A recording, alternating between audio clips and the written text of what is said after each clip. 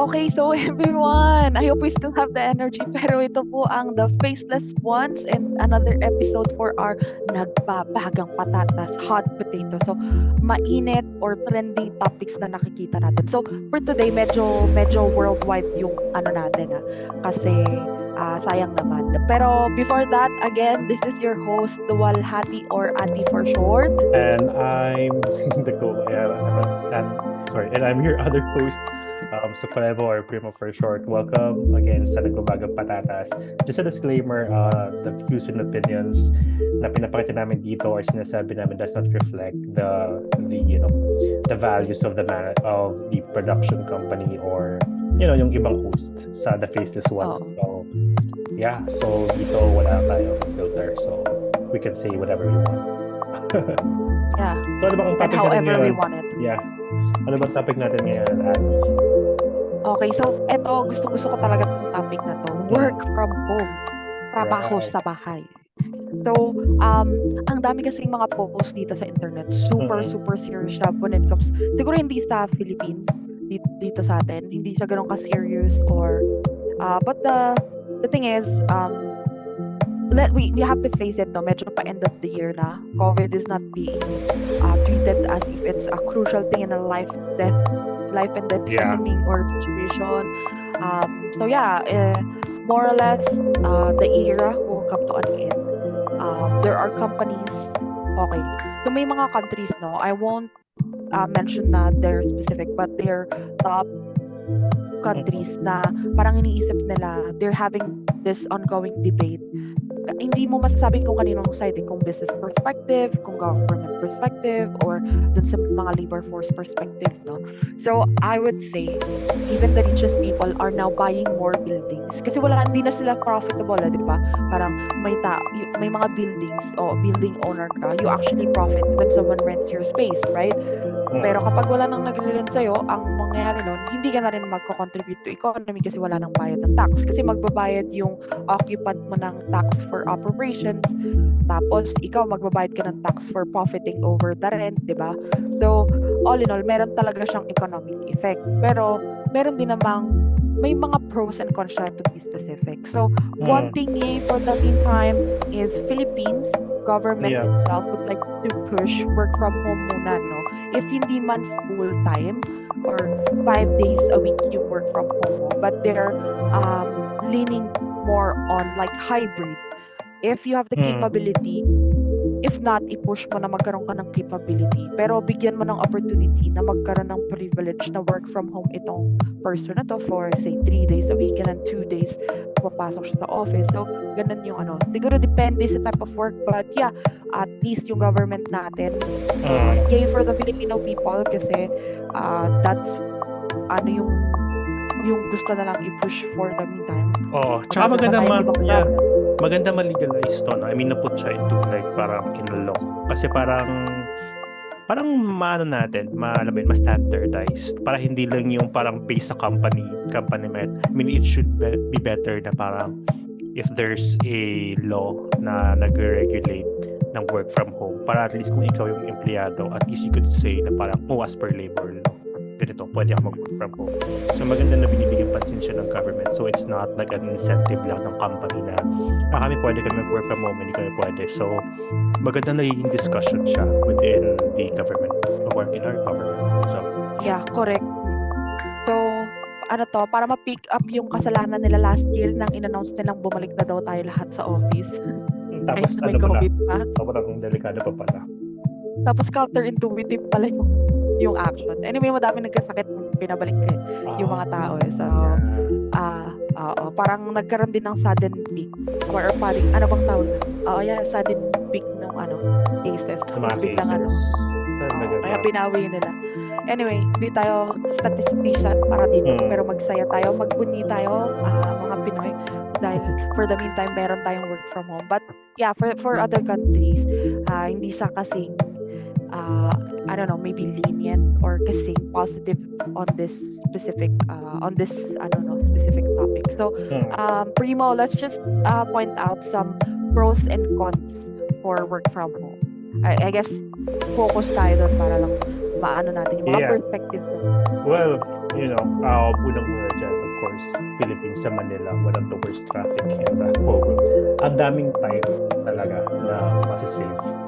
So, alam mo yun, yung pagpapasok ka ba, parang ilang oras yung nilalaan mo para lang makapasok sa, di ba hindi lang naman yun parang 1 hour, it's almost like 2 to 3 hours kasi bukod sa paghahanda mo na maliligo ka, kakain ka ng almusal, traffic pa sa Pinas, abutin ka pa ng 1 to 2 hours. So, isa yun sa mga nakita nating big advantage. Actually, parang ng work from home kasi you never have to deal with the hustle and bustle of, commuting. Ano ba? Feeling ko kasi, since ito isa pa sa mga pinupush kasi ng government this past few, yung mental health ng mga BPO workers, no? So, I think it's good na nagbibigay focus sila. Maybe we'll have an opportunity in the future to also discuss yung focus din ng government na for the mental health of BPO workers. But for now, let's focus on work from home. Ako nakikita ko maganda yung na-mention ko kasi without the hassle of the commute. Kasi for the commute itself, ang daming tao, siguro hindi lang to specific for Filipinos, but in life general, when we go to work, yung 3 hours na na-spend natin, we try to do as much, di ba? We try to multitask. That's when we actually pay the bills, kaya naging essential yung magandang internet speed, not only for mobile data, but as well as dun sa mga data sa bahay, plans sa bahay. So I think, na-stress ka din kasi kapag ginagawa mo yun, di ba? Nagko-commute ka. Pero parang yung oras mo din, if you have to consume 2 to 3 hours each way pa, for example, di ba? Yeah. There are people who actually experience that total sa isang araw, nag-spend sila ng maximum of 6 hours for the commute. Commute pa lang yun. Grabe. So, swerte ng mga 2 to 3 hours kasama na dun yung prep time mo, saka travel time. Pero yung iba, wala silang option but to travel eh. Kasi regardless of malapit or malayo yung bahay mo, kung mahirap yung commute. Dati ganun ako kung may sarili akong kotse or sarili akong transportation, makakapunta ako sa work ko na within 15 to 30 minutes eh. Pero pag kinommute ko siya, inaabot ako ng 3 hours. Grabe. So nakita mo yung difference na. Kung nasa bahay ka lang, literally, mag-prepare ka ng 1 hour, siguro hindi ka pa online, pero buksan mo na pagkagising mo siguro, timpla ka lang ng kape tapos puka. Ha? Pagkagising mo, timpla ka lang ng kape tapos puka lang doon sa workstation mo. Oo, di ba? Ano lang yung prep time. So, ang daming time, syempre time is gold. Kaya, alam mo yun, tawag doon, pwede mo kasi magamit yun especially sa mga submissions or mga deadlines kung may hinahabol kayo. You could start early, actually, or you could extend beyond sa working hours mo. Mag-guide mo siya instead of like, alam mo yung parang iniisip ko kung paano pa uuwi na parang, alam mo yun, parang 6 p.m. Kung hindi mo patapos yung trabaho mo, mag-extend ka pa, late ka na. Pero kung nasa bahay ka lang, hindi na issue yung pag-extend lang mga 1 to 2 hours. Kasi nasa bahay ka lang din naman You could actually eat dinner while working. So, saving time means also na parang, you could also work like a little extra. Ano pa ba? And then extra time for to spend with your family. Yes. Nasabi mo na rin naman na time is gold. Medyo seryoso yung topic natin. Pero alam mo yung kasi sa totoo kasi uuwi ka dun after nung 6-hour commute mo within that. Pag umuwi ka minsan, baka hindi ka pa nakakatulog, diba? So, ang dami mo nang gagawin. Tapos, para lang ma-ensure mo na yung family mo okay pa. Pero literally, kapag tinanong mo yung sarili mo, am I still spending enough time dun sa mga taong kasama ko sa bahay? Family mo, kung may anak ka man, may asawa ka, mga kapatid mo, nanay at tatay mo, nabibigyan mo pa ba sila ng pansin? Di ba hindi na? Literal, Yes. promise. Truth to it, time is gold. Yun pa lang naman yung pinakamataas na natin. The time is measure. Yung value yan. Yeah. Tapos, na-mention mo naman na. Yun, same din naman sa akin. Hindi, kasi parang spend your time more wisely. Hindi, kasi yung 9 to 5 or 9 to 6, in most cases, tsaka yung 2 weekends off. I mean, yung model talaga ng work na yan, parang hindi talaga siya friendly for family. Alam mo, parang Correct. yung parang Totoo sabi natin na parang bukod pa dun sa 9 to 6 na yun, ang dami pang time na waste sa transportation or sa commuting. So, hindi talaga siya healthy for building like a family. Minsan may mga tao na hindi nakikita ng mga anak nila. Alam mo yun. So, working from home gives that opportunity na alam mo yun, na parang kung sakaling kailangan ka, andyan ka kaagad. Let's say there's an emergency or nagkasakit yung anak mo. I mean, naalagaan mo siya while working or at least na monitor mo, hindi yung nasa ibang lugar ka. So, especially family, mas importante yan compared sa trabaho. So, ano pa ba? Advantage that I see Yeah. para for an individual din. Ito, they get to take the advantage of the flexibility to moonlight or have side hustles. Ang reality naman kasi na mga buhay natin is our 9 to 5 shift will never be enough. Diba? Sufficient. At the end of the day, hahanap ka pa ng additional work opportunity. Side hustle talaga for you to make ends meet. And one reality then is that kahit pa gano'n ka, kasi minsan, kahit gano'n kalaki yung sweldo mo, tapos ang laki ng sweldo mo, pero isang barangay naman yung kailangan mo subukan. So, hindi pa rin naman magiging enough eh. So, maghahanap ka pa ng ibang, ano ba tawag dun sa Tagalog? Ibang racket. Okay. Racket para mag-ano ka. So, yeah, this gives us an opportunity, pero tingin ko ang tamang perspective dito is if this is outside your work hours. Yes. Diba? Yung mga Mapaperso mo pa commuting siya. hours mo, yung mga commuting hours, Oo. pwede mo kung gamitin, like let's say, kung sabihin natin 2 to 3 hours ka nagpapalit, you could actually use that time para sa ibang bagay or alam mo, magawa mo yung mga side hustles mo. Kung, at least kung allowed yun yung company mo or kaya baka naman mamaya sa pala yan sa kabilang company at sa kalabang company ka pala nag-moonlight. So, hindi rin natin na-encourage na alam mo yun. Meron pala akong nakikita ko kasi siyang positive pero counterintuitive din siya, no? So, depende kung anong ginagawa mo. Totoo lang, ewan ko parang ano bang tawag dito, break even yung cost mo kapag work from home ka tsaka pag nagko-office. Pero ngayon medyo kasing parang ang hirap i-define ito nang hindi tayo economist, no? Pero parang feeling ko nakaka-save ka pa rin talaga ng money when you stay home. Kasi yes, of course. Kunyari, ang drama mo, yung sa 3-hour mo, magga-grab ka di ba? Pag kinommute mo yon para makatipid ka ng 2 hours, ang jeep mo kunyari 8 pesos lang. Or magkano na ba ngayon? 12 pesos sabihin natin or 13 pesos ang jeep mo. Yun yung jeep na sasakyan mo isa lang. Pero kapag nag-grab ka, like 1,000% na i-increase yung like nasa 100 plus na. Yeah. Oo. So, parang doon sa part na yon nakatipid ka sa oras pero gumastos ka sa pera. Diba? Ay, nagkaroon ka ng ganon. Hindi, para save sa akin, both money. Kasi diba, hindi ka na naggumastos sa, nakatipid ka na sa oras, nakatipid ka pa sa pera. Oo. Tapos meron kasi mga nagre-reklamo. Pero mamaya tayo umano sa cons. Idadaan ko muna yun.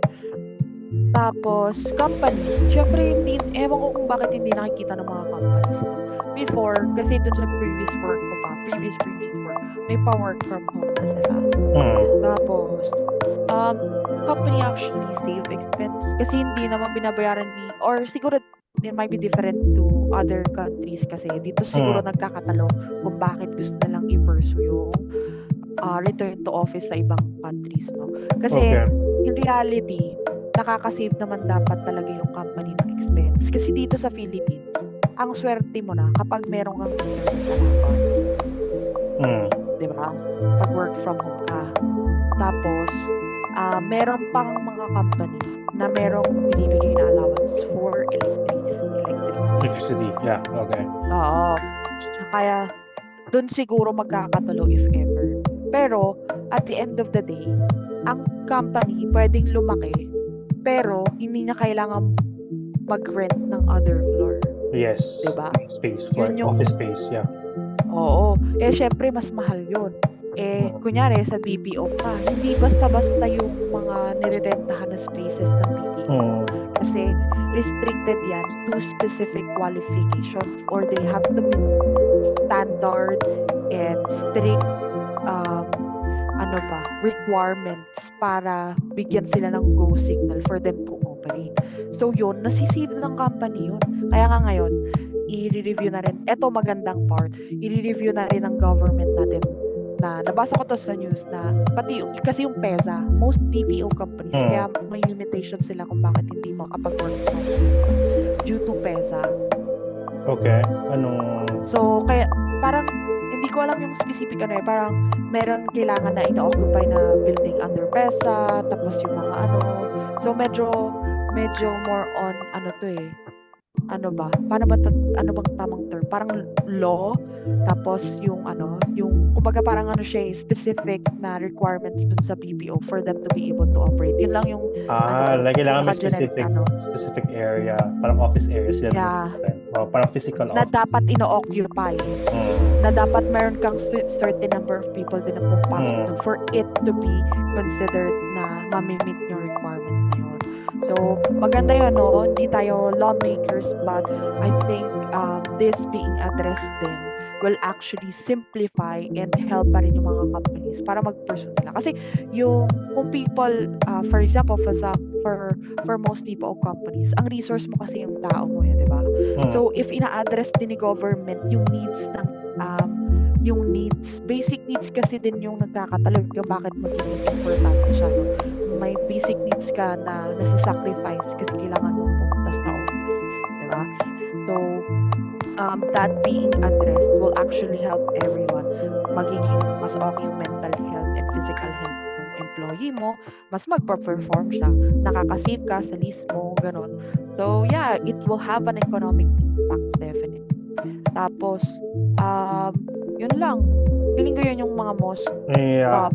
Siguro for me, personally, alam mo yan, siguro the thing is, di ba, sabi na kanina yung parang model ng work is yung 9 to 6, tapos kailangan ka trabaho ka. Pag nasa office setting ka kasi, it's very different from nasa house setting ka. So especially if you're working in a creative department, hindi kasi tayo robot eh. Alam mo yung tao na parang we could constantly work like overtime tapos same efficiency. Parang overtime. Correct. Especially if you're, let's say, nasa creative work ka like designer or something. Sometimes hindi niya pina-follow yung kailangan mas marami kang oras, mas marami kang nagagawa. Parang there's certain time na kailangan mo mag-isip muna, trying to sit down, trying to research, ganyan. So I think flexibility parang gives that opportunity kasi na alam mo yun, na hindi ka na-pressure na kailangan may ginagawa ka. Alam mo, if you've been to the firm na kailangan gumagalaw yung mouse mo, kailangan gumagalaw yung para for people to see that you're working. Pero sometimes kasi nakakadagdag yun sa stress ng tao, especially kung designer ka. There are sometimes na kailangan mo ring alam mo yun, parang clear your mind. Makinig ng music. Parang gano'n. Parang inspire yourself. Hahanapin mo yung tamang time para nag-inspire ka mag-design. Parang gano'n. So, without the pressure of like an office setting, sobrang ganda ng effect niya. So, you have, as long as you're output-based naman, like parang hindi ka naman, alam mo yun na parang at the end of the day, you have to provide something. Ganon. As long as you-provide mo siya at the end of the day, it doesn't matter kung nag-work ka buong araw or 1-2 oras ka lang nag-work. For me, importanteng tingnan din ng mga company if in that kind of work, alam mo yun, na basically, mas advantages sa ibang employee na, alam mo yun, to have it on their own space, their own time. Basta at the end of the day, they have to provide something. Parang flexible yung oras mo. At you don't necessarily have to be in at 8 a.m. or out by 6 p.m. You just have to provide something by the end of the day or by the end of the week or by the end of the month. So, okay doon yung mga ganong kasing settings. So, yun yung nakita kong advantage ng work from home. Like, in a personal, point of view. Okay. So, maganda lang yung mga points natin dyan. No? Now, since we've talked about the advantages of both of this, let's move on to the cons or disadvantages. Ako, simulan ko na to. Ito, Sige, tingin go. ko kasi may upside siya, pero mayroon ding downside. Kasi one thing is, hindi naman talaga lahat ng employer pinagkakatiwalaan yung mga empleyado Yeah, nila. yeah. Kasi meron naman talaga tayong masasabing, yung mga, sabi natin, mga employees natin na literally they're outliers. Na-mention mo kanina na for creative people, it might be a different setting, kasi wala siyang specific time. So, pero pag production or productivity focus kasi tayo, siguro iba-iba tayo. Dapat alamin yung company. Kasi company mo yun make something work for it to be available. Yun yung iniisip ko. Pero cons wise, kasi iniisip ng employers na hindi nila alam yung ginagawa ng empleyado niya. Yun lang. Parang kailangan bang naka face-to-face nakikita mo sa camera every time? Parang hirap naman ganun. For me, parang hindi magandang work environment yung ganun. Parang hindi siya makatao. Sobrang toxic nun. Oo, No? kasi, actually, magkaroon ako ng job offer before. It's a work from home kasi basically international firm. And then you have to work from home, you have to provide your own PC. Ang hindi ko lang nagustuhan is there's a screenshot sa screen ko every 30 minutes. Oo. Which is, alam mo yun, parang you're not trusting your people. I mean, to the point na, of course, kahit na hindi mo sila tinatrust. Parang putting those kind of... Depende talaga sa work Oo. Kaya nga siya nagiging debate talaga Kasi, pero ako perspective ko to ako tingin ko kung yun yung kailangan ng employee. Kasi mas para sa akin, mas matimbang, mas gusto kong mag-work from home Kahit na gusto kong pumasok din sa office, mas matimbang sa akin na, especially these days, kasi sobrang worst talaga ng traffic sa Manila. So, mamamatay ka na bago ka pa makapunta sa office. Naubos na yung oras mo. Tapos, ang hirap talaga mag-commute. Ngayon, lalo na ngayon. Nandyan kasi yung mga, kung may development, meron ding mga bagay na napapabaya. At magiging mas I think yung... Anyway. Yeah, siguro, number 2, productivity. So, I mean, yung pag-work sa office setting tsaka pag-work sa home, sa bahay, hindi talaga siya parehas. No? I mean, masasabi talaga natin na sometimes, may difference. Yung ibang tao talaga parang hindi nakapagtrabaho ng maayos. Actually, there's a study conducted by Massachusetts Institute of Technology, MIT, and the University of California. Parang working from home full-time can reduce productivity by 18%. So, naano nila na parang based on their research and study na most office worker learn quickly than yung mga remote counterparts nila. So, we can see kasi ang daming distraction sa bahay. Sa office kasi, you're there to work. So, pag upo mo sa desk mo, mag-work ka talaga. If you're at home, ang daming distraction. Yung mga anak mo, yung pamilya mo, yung mga labahin mo, yung alam mo yun. So, meron talagang difference in terms of productivity. I mean, siguro it doesn't to everyone, pero most, yeah. To account that on yung sa point mo na yan, maganda yung study nila. Feeling ko kasi pag nasa office ka minsan, productivity driven, ewan ko, tingin ko dito talo-talo talaga lahat kasi merong taong kasi in personality ayaw niya nang binabantayan siya mag-work. Diba?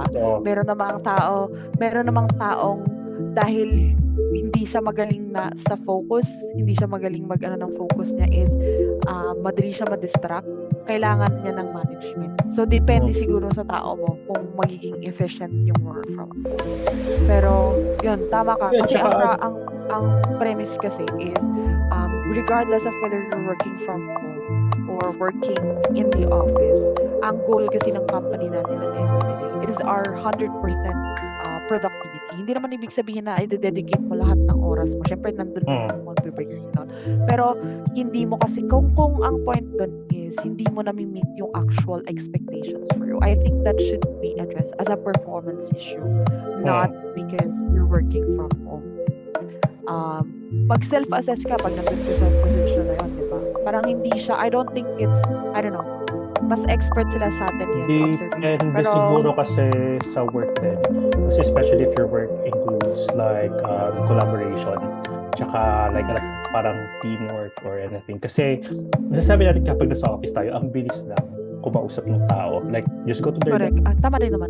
Ngayon, I mean, you have to like put it on sa Slack or sa kung saan mang channel nyo na ginagawa yung mga communication nyo. And then minsan makaka-receive ka ng reply, sobrang tagal pa. Alam mo yun, so there's always a lag in terms of communication kasi hindi lahat available. Kapag nagtanong ka, hindi lahat agad masasagot na bilisan. Kaya for me, there's always a lag talaga din sa efficiency in terms of communication and yung collaboration. Kasi hindi siya, alam yung parang kung nasa office kayo, okay, let's just go to the huddle room na parang upuan natin to. Ang bilis lang ng usapan compared to like pabalik-balik ng chat, alam mo yun, screenshot. For me, mas efficient yung parang face-to-face meeting compared sa mga like Zoom meetings. I don't know, just yun nga yung parang medyo nagiging yun din yung sa mga nabasa kong articles. Syempre hindi ko na sila nasa sobrang dami talaga. Pero ang tingin ko kasi dyan, meron kasing babagayan to na hindi ka talaga ang isa rin nakikita ko. Eto, one thing is clear for me, not all workplace will be able to fully implement this process. Pero ang point kasi dito, implement it when you can implement it sa company. Kasi hindi na standardizing. We don't have the same, as much as we wanted to say na meron tayong structure na standardized sa lahat ng industry. Pero hindi ibig sabihin nun, pare-pareho pa rin tayo. So, meron siyang babagayan, merong hindi. Pag yung trabaho mo naman, feeling ko naman, hindi talaga siya pang work from home. Huwag mo nang ipilit. Diba? Kung nurse ka, for example, gusto mo kung nurse ka, mag-iba ka ng linya ng trabaho. Hindi yung gusto mo maging nurse tapos nandun ka sa bahay. Paano mo naman i-deliver yung shot na or papainom mo yung patient? Tatawagan mo siya, hello patient, yung medicine po na nasa may medicine box A, pakibuksan po. Yan po yung morning something or medicine nyo. Tapos mamaya tatawagan ko po ulit kayo. I mean, hindi siya magiging applicable for everyone. Tapos, ewan ko kasi, parang feeling ko kasi, companies are trying to simplify, yung medyo shortcut siya in a way. Tapos, kasi meron talagang mga taong pasaway. So, para saan silang mag-meet? Kung ang workforce mo kasi pasaway, papapasukin mo na lang sila. Kasi ayaw nila sumunod. Diba? Well, why for me kasi, why hire them kasi in the first place? Alam mo yun, parang, for me, kung dapat kinire mo na sila, dapat i-make, parang, i-clear mo sa kanila na, alam mo yun, na, ito yung expectations yes. Parang, we're not expecting people to, like, parang, magtulog sa trabaho nila or dahil mag-work from home kayo, parang you could do anything you want, ganyan. Maybe at least nakalatag na yun para alam ng mga empleyado kung ano yung kailangan nilang gawin. Tapos, at meron ding standards na expectations dun sa company side. For me, meron na lang akong dalawang cons dito. Tama naman yung for business perspective to. People are focusing more on their side hustle. Tapos, totoo naman, huwag kayong mga hypocrites, guys. Yung mga, dyan, tamaan ng bato dyan. Bato-bato, bato-bato sa balani, tamaan, huwag magalit. Pero, yung problem kasi nung iba is, mas nagpo-focus na sila sa side hustle nila. Guys, hindi po legal ang moonlighting sa Pilipinas. Tatandaan nyo, review nyo po yung dati yung kontrata, yung pinirmahan nyo po bago kayo magsimula ng trabaho. Kasi baka nakalagay doon na hindi pala kayo pwedeng magtrabaho ng ibang trabaho during sa 9 to 5 yung shift, ha? So, wag po tayong maging aanga-anga. Ano yung sabi nila? Negligence is not, ano ba yun? Or ignorance is an excuse of the law. Oo, di ba? Tama. Oo, parang hindi siya excuse for you para makatakas ka. So, wag po tayong ignorante. Mm. Tandaan po natin, alalahanin po natin yung kontrata natin. Although, Kasi syempre, meron- hindi mo naman legally binding siya. hindi mo naman masisi yung mga Pinoy na alam mo yung mag-side hustle because, the situation, ekonomiya natin. Alam mo yun, parang kung magkano na yung sinasahod ko. Ngayon, parang feeling ko pag hindi ka naggalaw ng trabaho, parang hindi ka nakukuha. Pero alam mo, totoo yan. Kasi lalo na ngayon yung inflation rate sa Pilipinas. Kaya nga, Parang dati nararamdaman ko, yung 1,000 ko parang feeling ko mag-last siya for a week. yun for a Hindi day. naman ako pinanganak kailan. Ngayon for a day lang. Damn, where's my Yeah. money going to now? Tapos parang minsan pag lumalabas ka, hindi po ako mayaman. Nararamdaman ko lang po. Hindi po ako araw-araw lumalabas. Pero parang feeling ko pag lumabas ako ng bahay, gumagastos ako ng on an average like 5,000. Pero pag uwi ko isang plastic lang ang dala-dala ko. Good. No? Well, sana nga matakal din yan in terms of, sabi nga may conversation about work from home sa government sa law natin. Matakal nila yung ganyan, yung mga side hustle. Para mabigyan din ng, alam mo yun, ng flexibility yung at least mga Pilipino na parang hindi naman sila mag-guilty kung yun nga. Feeling ko naman meron. Kasi even the government is, di ba, eto hindi naman siya new bagong balita, no? Pero di ba naalala mo yung parang gusto lang i-push na 4 days lang yung pasok ng mga government employees? Na kasi iibahin yung oras ng trabaho nila. Instead of the 9 to 5, di ba? Parang i-maximize yung buong araw na yun for them to be productive para ma-lessen yung number of weeks na kailangan nilang pumasok. May shifting na mangyayari doon and rotation. Pero tingin ko kasi, so these are things that in the works. Pero sana magkaroon, ang gawin ng government is maybe speed up the process part of the laws para makatulong pa tayo. Kasi madaming issues yung Philippines eh. Tapos, kaya nga medyo masaya ako kasi at least for now, pero medyo tapal pa lang to sa mga problems na dapat i-address. Pero at least, di ba, they're pushing more on work from home, leaning towards it. Maybe there would be standardization. Tapos, siguro lastly na lang, definitely mayroon kasi itong economic impact eh. So, wag tayong magalit sa mga employers natin na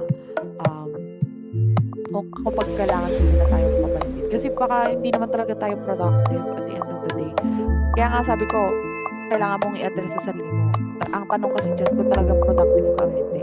Kasi, di ba, na-mention natin kanina yung expectations. If you're meeting your client or your company's your employer's expectation, I don't think you would, parang bibigyan ka nila ng opportunity. I don't think they're that evil take that out of you. Pero dapat i-meet mo yung requirements ko para bigyan din kita ng ganung opportunity, diba?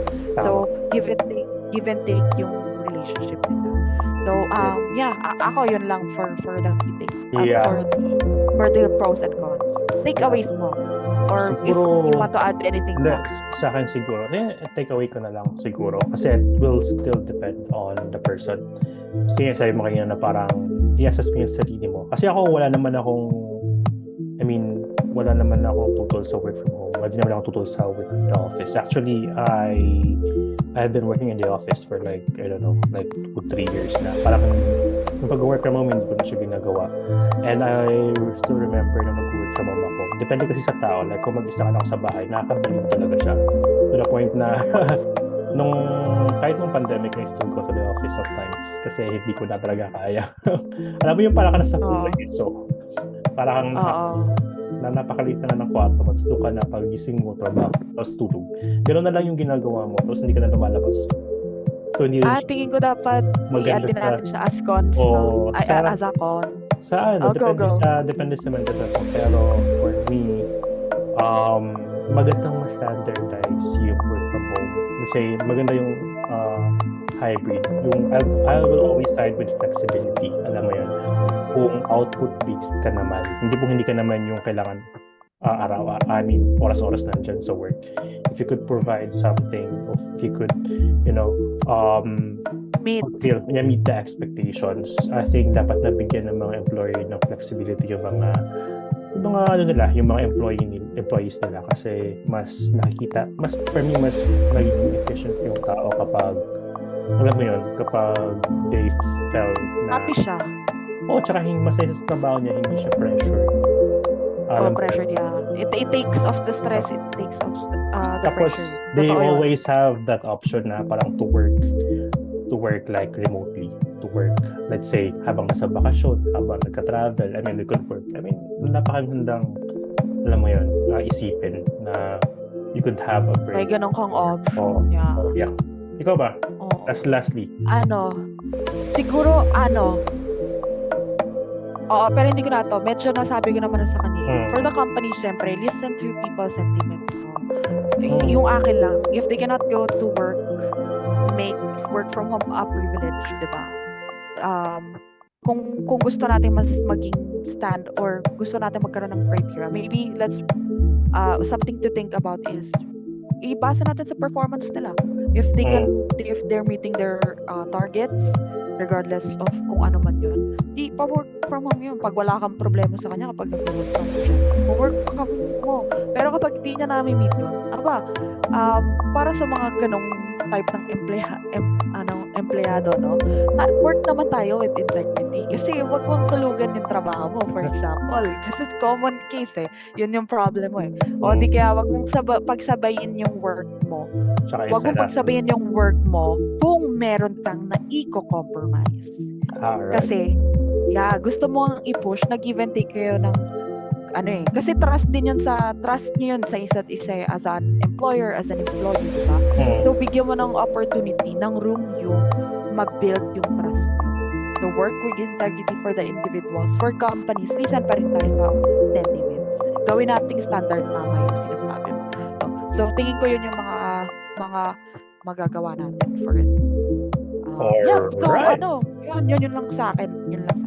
Alright. Conversation.